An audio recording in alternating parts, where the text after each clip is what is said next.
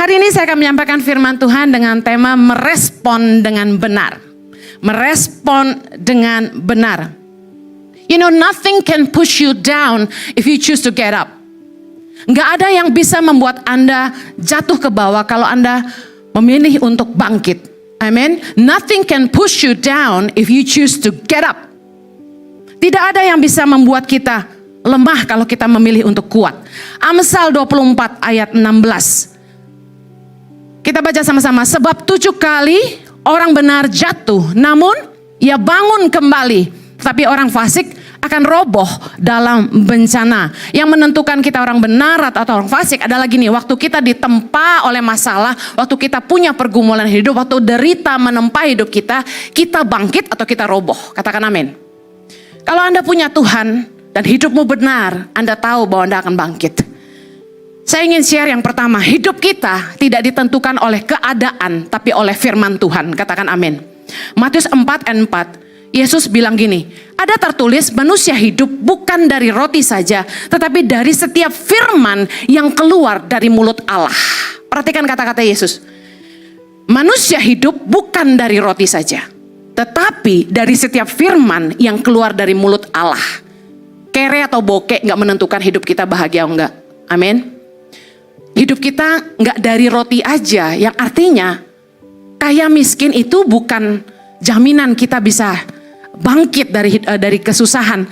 Saya mau kasih tahu, apapun yang menempa hidup kita, mau penderitaan, mau kekayaan, mau berkat, mau masalah, kita akan tetap bangkit kalau kita percaya kepada firman Allah. Katakan amin. Mari bawa segala pergumulanmu kepada Tuhan. Tiap kali masalah datang, nomor 1 tuh jangan lari sama orang. Lari dulu sama Tuhan. Mari bawa pergumulanmu kepada Tuhan dan minta hikmat dari Tuhan. Jalan ke kamar mandi doa, Tuhan apa yang aku harus lakukan?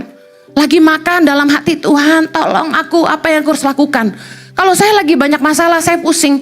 Saya kadang-kadang malah gak bisa ngomong sama orang. Justru saya stres, saya diam. Dan saya bawa dalam doa dan saya selalu bilang ini, Lord please help me. Lord please help me, I don't know what to do, please speak to me Tuhan. Kalau Tuhan gak ngomong, aku gak tahu mesti bikin apa. Please help me. Dan firman Tuhan berjanji bahwa gini, Roh Kudus akan mengajarkan segala sesuatu kepadamu, kata firman Tuhan. Yohanes 4 ayat 26, Yesus berkata, dialah yang akan mengajarkan segala sesuatu kepadamu dan akan mengingatkan kamu semua yang telah kukatakan kepadamu. Keren banget waktu kita in deep trouble, waktu kita lagi stres banget dan kita larinya sama Tuhan. Tuhan itu kasih jawaban tuh singkat tapi jelas, padat. Satu kata saja dari Tuhan membuat kita mengerti segala sesuatu. Katakan amin. Miliki pengharapan di dalam Tuhan dan percaya janji Tuhan waktu kita lagi ditimpa masalah. Kadang-kadang luar biasanya iblis itu suka kerjanya gini. Iblis itu kerjanya lewat coincidence. Kok pas banget? Kok begini banget gitu. Jadi contoh, ada satu anak muda cerita sama saya bahwa dia ketemu seorang peramal yang bilang bahwa jodoh lu susah, nasib lu jelek, lu bakal kere, dia bilang gitu. Oke, ada peramal kasih tahu dia gitu. Lalu, what a coincidence, tiba-tiba bener, dia itu pacaran putus nyambung. Pacaran gak jadi terus gitu, gak merit-merit. Udah gitu apa? Usahanya macet, rezekinya bahasanya seret. Dia langsung bilang gini, ih bener loh kata peramal itu. Iblis itu kerjanya lewat coincidence, kebetulan demi kebetulan. Contoh, saya pernah diramal waktu saya masih SMA kalau nggak salah ya. Mama saya bawa saya ke temennya, orang pintar. Dia lihat lengan saya, bayangin orang ngeramal lihat lengan ya. Dia bilang gini, wah dia bilang, kamu ini bakal punya 2 pilihan jodoh ya. Yang satu pendek gemuk, yang satu tinggi kurus. Yang pendek gemuk itu sayang sama kamu, dia bakal nurut sama kamu ya. Nih kaya lagi dia bilang gitu ya. Kalau yang tinggi kurus udah gak kaya betingkah nih, susah dengerin kamu, mokong katanya gitu. Waduh, udah gitu pas saya mau merit, bener ketemu yang rada tinggi ya, kurus ya, rada kumisan ya. Dan kemudian yang satu agak besar badannya ya, bilang gemuk sih enggak lah ya, montok lah gitu. Nah dia kaya dan baik dan sayang sama saya gitu. Nah yang satu ini berantem mulu kayak Tom and Jerry gitu. Bener-bener gak mau nurutin saya. Dia punya prinsip perempuan jangan didengar. Nanti kayak Abraham sama Sarai gitu loh. Salah dengar istri bikin salah. Waduh beneran. Nah what a coincidence you know. Jadi saya pikir wih bener juga tuh peramal. Hei dengar baik. Jangan percaya dongeng nenek moyang kata firman Tuhan. Kita mesti percaya janji Tuhan. Masalah boleh terjadi dalam hidup kita, tapi kita pegang firman Tuhan. Yeremia 29 ayat 11 bilang, sebab aku ini mengetahui rancangan-rancangan apa yang ada padaku mengenai kamu. Demikianlah firman Tuhan, yaitu rancangan damai sejahtera dan bukan rancangan kecelakaan. Katakan amin. Untuk memberikan kepadamu hari depan yang penuh harapan. Katakan amin. Tuhan tuh sampai bilang gini, I know what I have for you. Tuhan tahu apa yang dia punya buat kita, yaitu rancangan damai sejahtera, masa depan yang penuh dengan harapan. Jadi don't worry about your life, katakan amen. Trust God, pegang janji Tuhan. Seseorang yang lahir sebagai penyandang disabilitas, maaf, cacat tubuh, dia bisa merespon dengan mengasihani dirinya sendiri. Feel bad about herself. Merasa aduh nasib banget sih kenapa gue lahir cacat. Putus pengharapan. Siapa yang mau sama orang cacat? Bisa jadi apa saya ini? Paling jadi pengemis. Pasti ada orang-orang yang menjadi terpuruk karena keadaannya. Tapi tahukah Anda bahwa dia punya pilihan untuk merespon yang benar? Orang yang merespon yang benar, dia akan bangkit, percaya kepada janji Tuhan, dia akan belajar sungguh-sungguh. Kalau orang yang tidak disabilitas belajar 1 jam, dia harus belajar 2 jam. Dia akan bangun hidupnya dan berkarya dengan luar biasa, sehingga hidupnya bukan jadi beban. Karena orang yang disabilitas selalu dipikir akan jadi beban. Karena itu banyak orang tua yang tidak mengasihi anak-anak yang disabilitas. Karena mereka berpikir, wah percuma nih nanti gue gedein, gue tua gak diurus sama dia. Come on. Tapi kalau mereka percaya bahwa hei enggak, Tuhan ciptakan aku begini karena Tuhan punya rencana buat hidupku. Aku akan jadi berkat bukan jadi beban. Mari lihat Yohanes 9. Yohanes 9 judul perikopnya, orang yang buta sejak lahirnya, mewakili para disabilitas. You know, buat saya buta itu merupakan sesuatu yang paling sulit pasti ya. Gak bisa lihat apa-apa. Lihat ayat pertama, waktu Yesus sedang lewat, ia melihat seorang yang buta sejak lahirnya. Ayat 2, murid-muridnya bertanya kepadanya, Rabi, siapakah yang berbuat dosa? Orang ini sendiri atau orang tuanya sehingga ia dilahirkan buta? Jawab Yesus, bukan dia dan bukan juga orang tuanya. Tetapi karena, baca sama-sama, pekerjaan Allah harus dinyatakan di dalam dia. Katakan, amen. You know, bahkan gini, orang yang terlahir yang tidak sempurna menurut ukuran manusia, Tuhan punya rencana buat mereka. Jangan feel down. Aduh Bu Eni, anak saya Down syndrome. Hey come on, doain terus tiap pagi, ucapkan berkat. Percaya janji firman Tuhan, jangan lihat keadaan. Kita hidup karena firman Tuhan, bukan karena keadaan. Katakan amin. You know, saya ketemu dengan salah satu peserta kami ke Holy Land kemarin, seorang perempuan cantik, dia disabilitas. Saya tanya, sorry, kenapa bisa cacat? Apakah kecelakaan atau lahir demikian? Dia bilang begini, waktu mamanya hamil dia, mamanya tidak tahu kalau dia hamil. Lalu kenapa gitu sebabnya? Lalu dia kuret, minum obat lalu dikuret. Dia pikir sudah nggak ada babynya ya kan? Ternyata the baby still alive. Jadi anak itu terus bertumbuh dan yang terkuret adalah kakinya. Jadi dia lahir dengan 1 kaki tapi wajahnya cantik, orangnya pintar. Sekarang dia pakai kaki palsu. Yang bikin saya kaget tahu nggak apa? Dia datang ketemu kami di bandara itu pakai terusan rok mini. Dia kasih lihat kaki palsunya.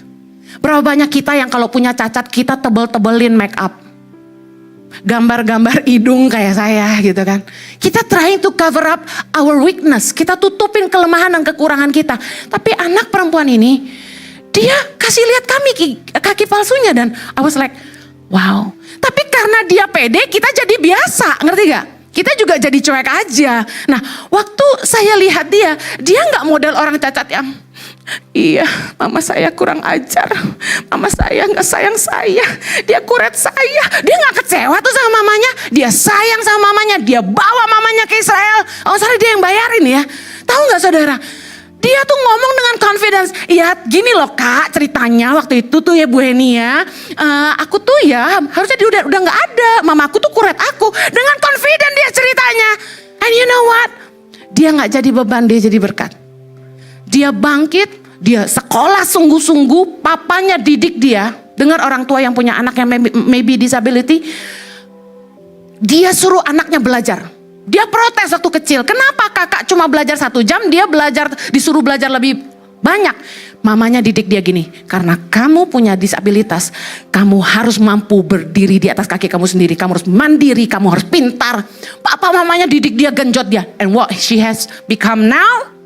Dia punya sebuah NGO di mana dia pinter banget cari dana luar negeri, grand untuk bantu para disabilitas.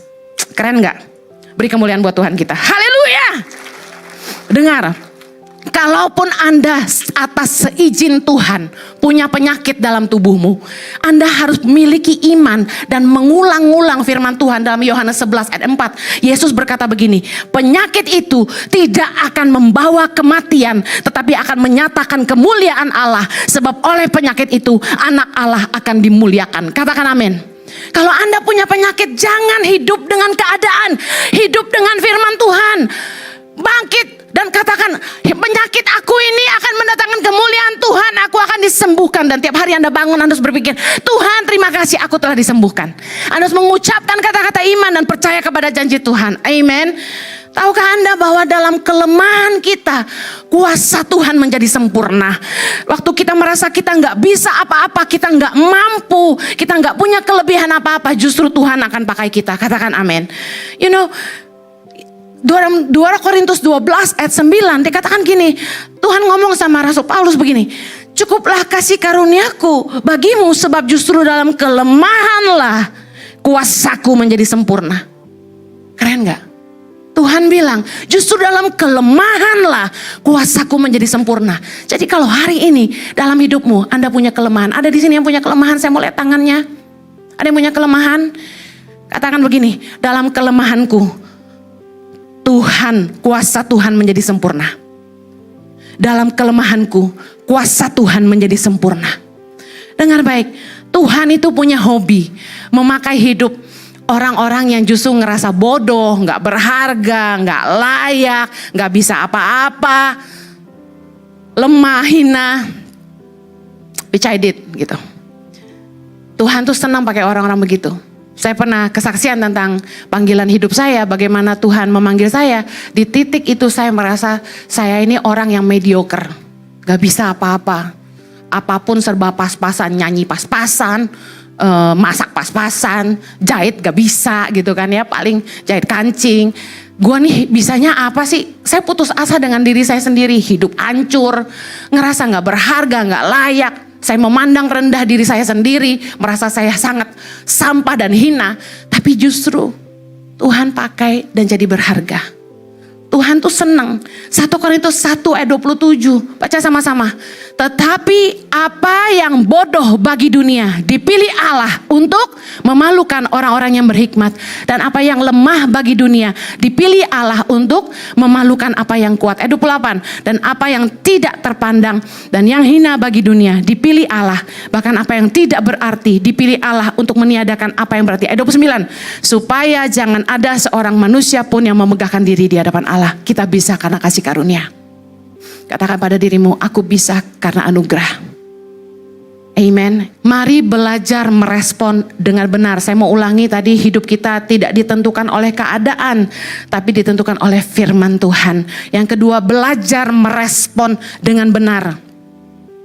Nothing can destroy you if you choose to rise up and build your life. Gak ada yang bisa menghancurkan Anda kalau Anda memilih untuk bangkit dan membangun hidupmu. No one can hurt you if you choose to forgive. Gak ada yang bisa melukai Anda kalau Anda memilih untuk memaafkan. No one can let you down if you choose to let go. Gak ada orang yang bisa menghancurkan Anda kalau Anda memilih untuk sudah lepaskan saja.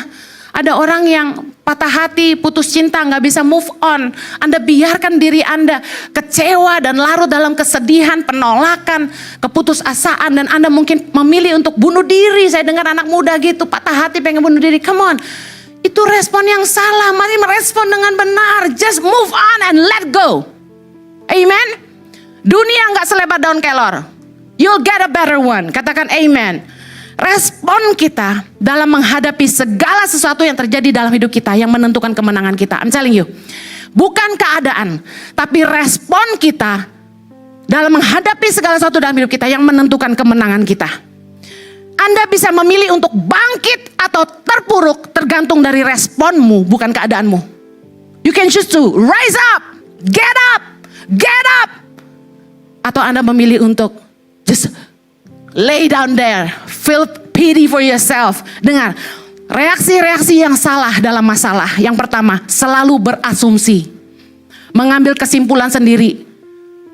Orang gak begitu, kita pikirnya begitu. Asumsi. Contoh, aduh gak ada yang suka nih sama aku. Kayaknya teman-teman pada gak suka deh sama aku. Itu asumsi.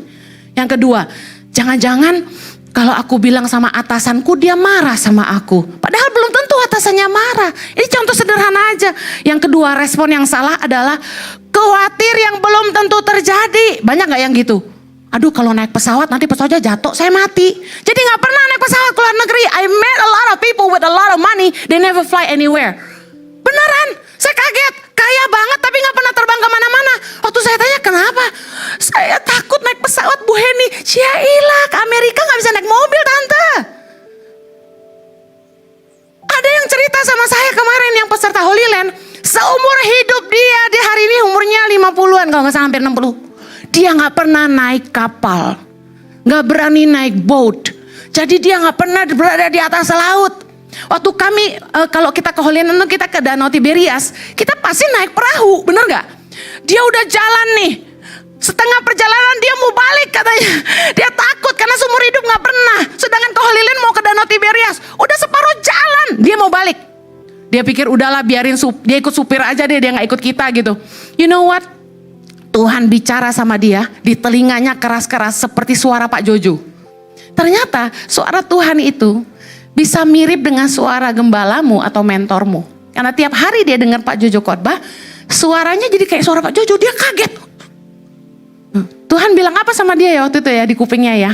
Aku menyertai engkau ya, jangan takut. Dia bilang gini, oh ini mah suara Pak Jojo nih, bukan suara Tuhan, kata dia gitu. Dia kesaksian sama kita. Dia kaget, suaranya keras di telinga. Aku menyertai engkau, jangan takut. Akhirnya dia bulatkan tekadnya, dia jalan terus dan dia naik perahu di Danau Tiberias for the first time in her life. Khawatir yang belum tentu terjadi. Kemudian respon yang salah lagi ya. Aduh, kalau aku putus sama pacarku nanti masih ada nggak yang mau sama aku gitu. Loh, saya konseling anak muda. Saya tanya, pacaran nggak kudus ya? Iya. Terus jadi malas ke gereja, dia bilang gitu. Terus pacarnya kere ngeretin dia. Cewek ini, cowoknya ngeretin yang cewek. Zaman udah kebalik. Dulu cewek morotin cowok, ini kebalikan. Wow. Nah terus saya bilang gini, dia cantik loh. Cantik, pinter, business woman. Aduh, saya bilang sekamu gini mah laris manis. Saya bilang kamu kenapa? Kenapa pertahanin toxic relationship? Dia bilang gini, ya nanti kalau putus belum tentulah dapat yang lebih bagus. Dia bilang mungkin dapat yang lebih parah. Asumsi, worry, khawatir sesuatu yang belum tentu terjadi. Ini respon yang salah. Respon yang salah, self pity, mengasihani diri sendiri. Kayak tadi, yang kalau orang cacat dia bisa bangkit atau dia malah self pity, mengasihani nasibnya sendiri. Victim mentality, nyalahin orang lain. Hidupku rusak karena orang tuaku, broken home. Terus kalau misalnya rumah tangga berantem, victim mentality. Aku yang dinista, aku yang terluka, aku yang ditekan. Gitu-gitu kan. Padahal saya percaya masalah ada dalam rumah tangga, it takes two to tango. Gak mungkin salah satu orang doang. Pasti dua-dua ada kontribusi dalam masalah. Kenapa harus selalu aku? Saya konselingin ibu-ibu. Saya bilang, ayo semangat, bangkit. Pernikahanmu masih bisa diperbaiki. Enggak, saya kayaknya mau cerai aja. Saya tanya, kalau cerai mau nikah lagi? Dia bilang enggak juga sih. Ya udah jangan cerai, udah begini aja. Kamu bisa kerja, you making money, you have kids, enjoy your life. Kenapa mesti cerai? Kalau cerai kerugiannya lebih banyak. Status jadi janda. Kedua, anakmu jadi nggak punya bapak. Ntar kalau dia nikah, siapa yang di sebelah dia? Keempat, kalau misalnya suamimu nikah lagi lebih muda, kamu sakit hati. Udah jangan. Hello? Victim mentality. Dia bilang gini, kenapa mesti aku yang berubah? Kenapa aku yang harus berusaha? Saya suruh dia dandan, kurusin badan. Saya juga mau kurus, ya kan? Tapi paling nggak saya dandan loh, ya kan? Menurut suami saya nggak gendut, montok. Haleluya. Ada self pity tuh gini, malangnya nasibku gitu kan. Suka nyanyi lagu dangdut, pulangkan saja aku ke istana gitu kan. Harusnya gitu, jangan malah aku mau cerai, pulangkan aku ke rumah ibuku. Jangan, bangkit, amen. Yang terakhir, di tengah masalah, saya ulangi, yang pertama, kita hidup bukan ditentukan keadaan tapi oleh firman Tuhan. Yang kedua, belajar merespon dengan benar, jangan merespon yang salah. Yang ketiga, miliki iman dan ubah sudut pandang. Selalu ada hal yang baik dalam keadaan tidak baik. Orang Indonesia kan punya culture gitu. Udah ketabrak aja masih bilang gini, untung gua gak mati. Bener gak? Rumahnya kebakaran, untung gua gak di rumah. Bener gak? Udah keserempet, kena kaki, patah. Untung bukan cacat tubuh, cuma keserempet. Orang Indonesia tuh positif loh. Bener. Makanya COVID tuh cepet banget melanda saking kita positif banget, ya kan? Udah dibilang jangan ngumpul di mall, COVID melanda ya. Jangan ibadah ya, gereja jangan rame-rame. Kita saking positif mindset, kita kumpul terus, akhirnya COVID semua bawa pulang ke istri lagi, ya kan? Respon kita luar biasa. Tapi really ya, selalu ada hal baik dalam keadaan yang tidak baik. Saya selalu yakin gini, orang beriman tuh harusnya percaya bahwa Tuhan itu selalu terlibat di dalam hidup kita. God is involved in my world. Ibrani 13 ayat 5 berkata tentang gini, janganlah kamu menjadi hamba uang dan cukupkanlah dirimu dengan apa yang ada padamu.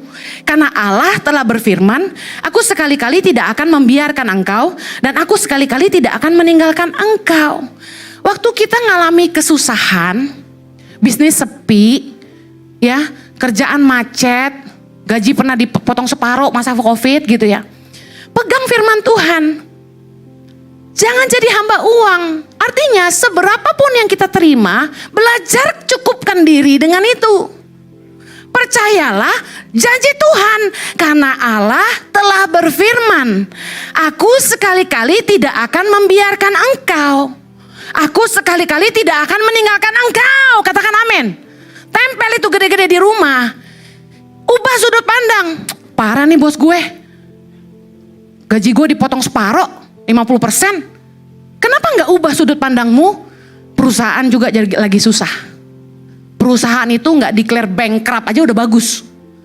Perusahaan itu masih sayang sama pegawai dengan memaksa tetap gaji. Meskipun separuh, itu kalian harus hargai. Kenapa harus selalu berpikir negatif? Parah nih perusahaan gue. Lah, lu juga COVID di rumah, Pan. Toko tutup. Gaji separuh tuh masih praise God. Selalu ada hal baik dalam keadaan yang tidak baik. Wah, parah nih laki gue. Gak cukup nih, gaji segini. Loh, itu kan sudut pandang. Kenapa gak bisa mengucap syukur? Saya dari Jojo gak punya duit sampai punya duit, saya gak pernah ngeluh. Cukup-cukup aja, tergantung sudut pandang. Katakan amin. Saya mau kasih contoh nih tentang sudut pandang. Suami cuek, tidak perhatian, tidak romantis, workaholic. Siapa yang suaminya di sini begitu? Jangan angkat tangan. Contoh ibu-ibu yang merespon dengan salah. Aduh, mudah-mudahan nih istri-istri gak nyerang saya lagi ya. Nanti saya ganti yang cowok-cowok juga ya.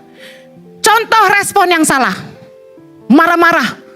Kamu tuh memang gak perhatian sama aku. Memang kamu tuh gak punya waktu sama aku. Kok nunjuknya suami sendiri? Ya kan ilustrasi. Marah-marah. Kamu tuh pulang on time dong. Dinner, you know. Jangan kerja terus. Ngambek. Kalau suami sentuh, Halo say, aku mau makan dong. Makan aja. Kamu mau kemana? Mau tau aja. Ngambek, mulai dingin. Sama suami dingin. Suami pulang udah gak disapa. Suami mau pergi udah gak ditanya. Udah gak pernah WA.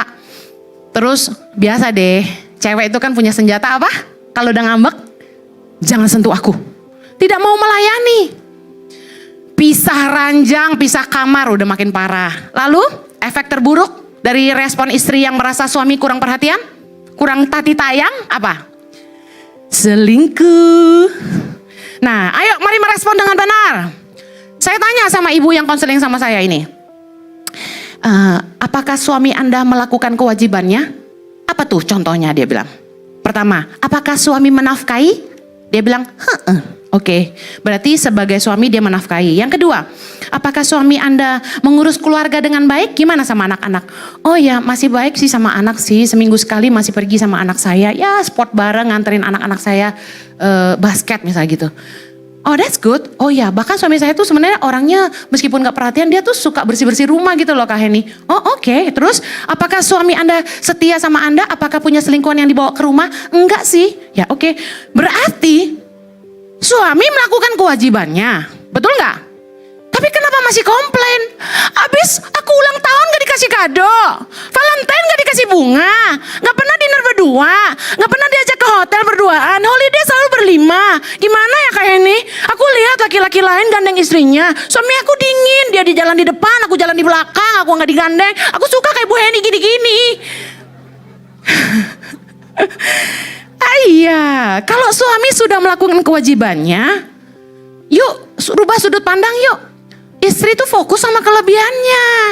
Jangan fokus sama kekurangannya melulu, komplain melulu. Saya kasih tahu ya, lebih baik gila kerja daripada gila wanita.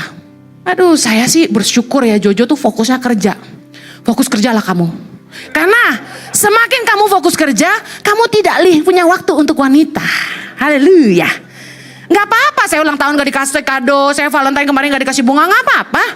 Yang penting bank kita tetap berbunga. Haleluya. Haleluya. Sama nih suami gantian. Jangan fokusnya sama kekurangan istri.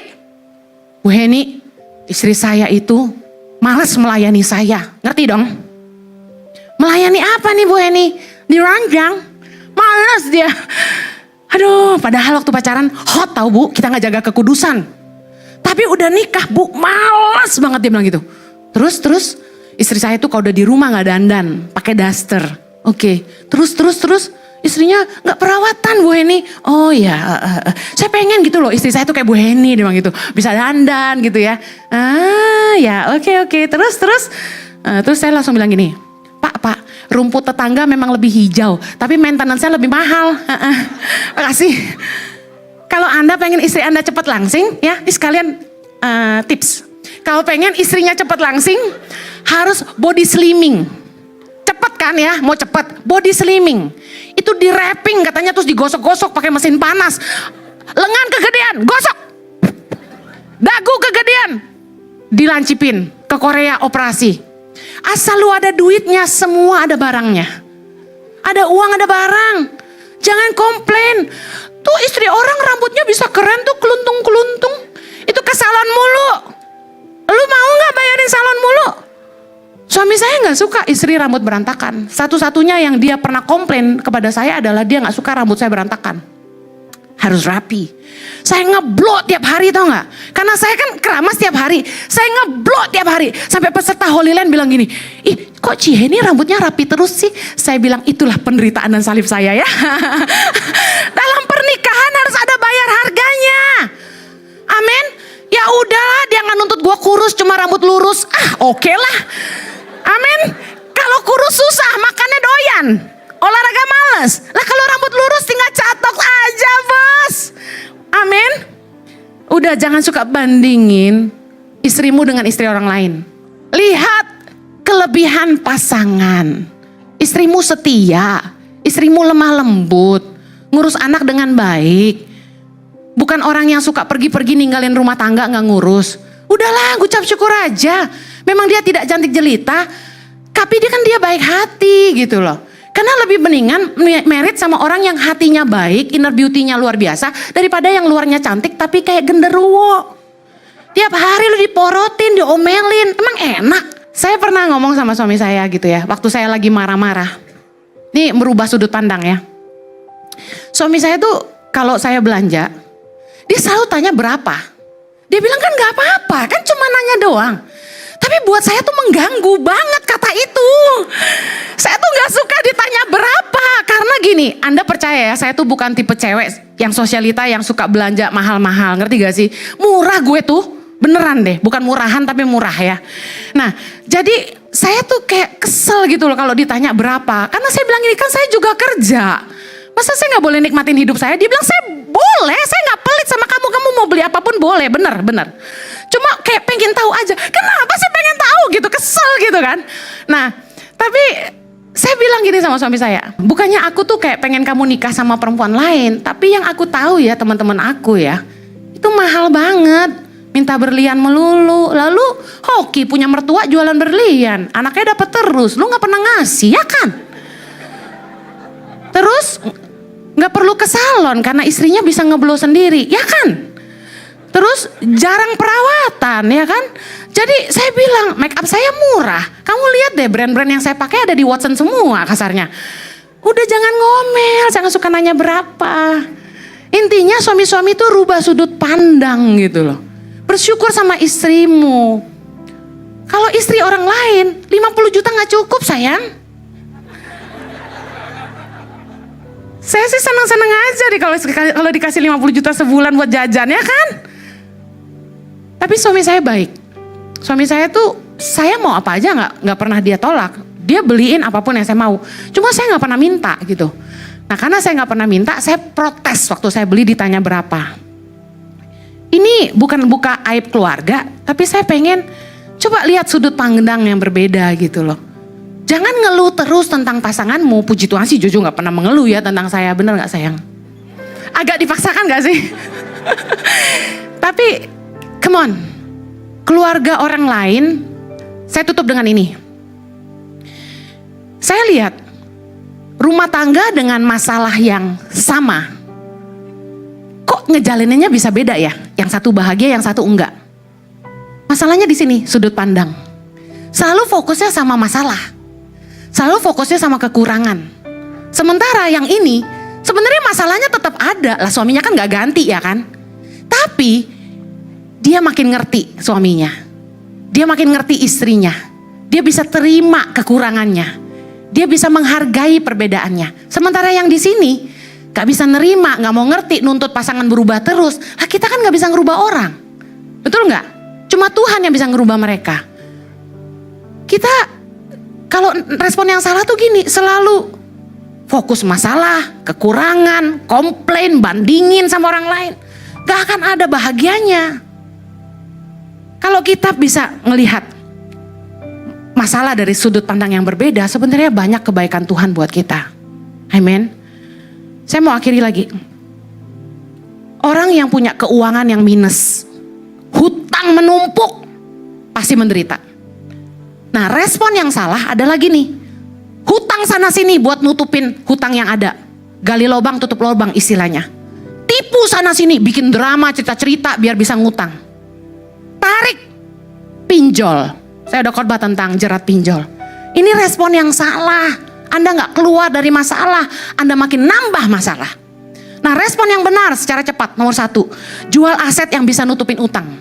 Aduh Bu Heni, rumah adalah istana. Masa kami jual? Lo daripada lu ngutang. Udah jual dulu, nanti kalau udah beres keuangannya bisa beli lagi. Yang kedua, turunkan gaya hidup. Kecilin pengeluaran budget bulanan. Yang ketiga, cari extra job, extra income supaya bisa nutupin cicilan lebih cepat.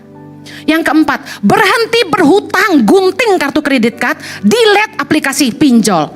Yang kelima, coba ke bank, minta bank hentikan bunga dan minta bank supaya konsiderasi kita dikasih refinance cicilan bertahap bulanan. Bank pasti mau bantu kalau dia tahu niat baik kita. Bilang kalau ditambah bunga terus kita nggak sanggup bayar, bisa nggak bantu di freeze bunganya dan kita refinance lagi, kita cicil bulanan berapa. Dan pastikan Anda bayar. Yang keenam, kalau ada keluarga dekat atau teman baik yang bisa meminjamkan uang untuk menutup semua hutang Anda tanpa bunga, Anda pastikan Anda harus bayar dia. Jangan gak bayar. Kepercayaan dan nilai persahabatan itu mahal. Yang terakhir, berdoa ngandelin Tuhan. Jangan jadikan manusia Tuhan. Jadikan Tuhanlah Tuhan.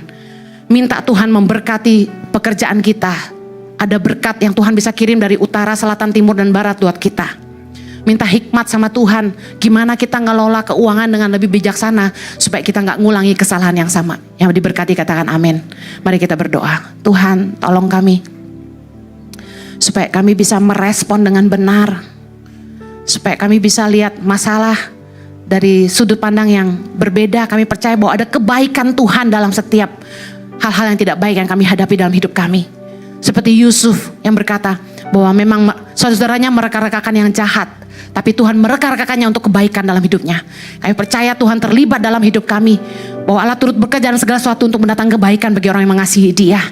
Tuhan tolong kami untuk percaya kepada firman Tuhan bukan kepada keadaan. Kami percaya bahwa Tuhanlah yang menentukan masa depan kami.